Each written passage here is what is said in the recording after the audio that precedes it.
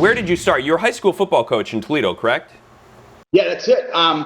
Through the years, a graduate at TPS, graduate of Bowser, headed out east to go to school, came back with always that sort of teaching and coaching profession in mind. So, just did the assistant coach's role through the years and served a short stint at Libby as a head football coach, and then went over to Bowser as the offensive coordinator, head coach.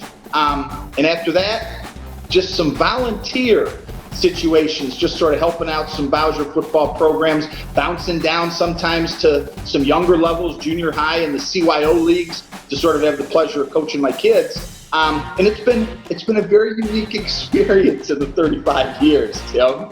Yeah, you've been all over the place, but obviously I think what that says about you is you have an affinity for teaching and coaching and helping kids not only learn the game of football, but how that can relate to their everyday life and help them grow as people. That's it. Hey, it's a cliche, but the greatest teachers are the greatest coaches. Greatest coach I ever had was my high school English teacher, 12th grade, Elizabeth Paps, because she was one of the toughest individuals and most inspirational people, and she taught like a coach. And then greatest teachers, Dr. Bert Rogers was teaching me how to move around as an offensive lineman along with Dave Kriegel. And so you get that intermix. To me, I couldn't see being one or the other. Teacher, coach, it fits into that mold.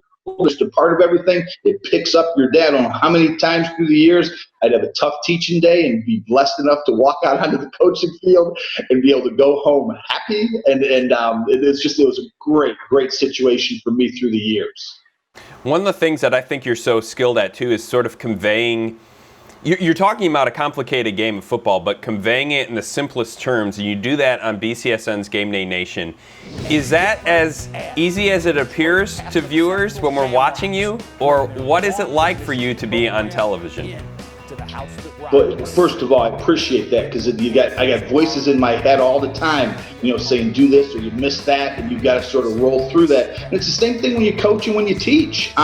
So I think it's preparation has always been the key. You over-prepare for everything so that you've got kids' names. I think that's always been the most important thing for me. Last thing I always rewrite in circle is the coach's name, so I've been able to get that without some mistakes through the years and having partners pick me up.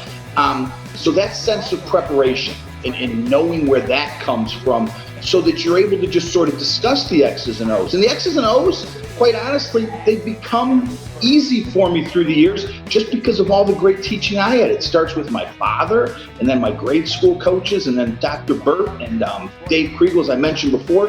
The life was just, it became a part of who I was as a teacher. So it's a combination of over preparation and then just keep the conversation flowing. I think it was Denzel in Philadelphia. Talk to me like I'm a 5-year-old. That's how I like to be talked to, and that's how I like to talk to other people. In football, it's a great game. The more information you can get in and get explained to people, and you don't have to talk above them and their knowledge to do that.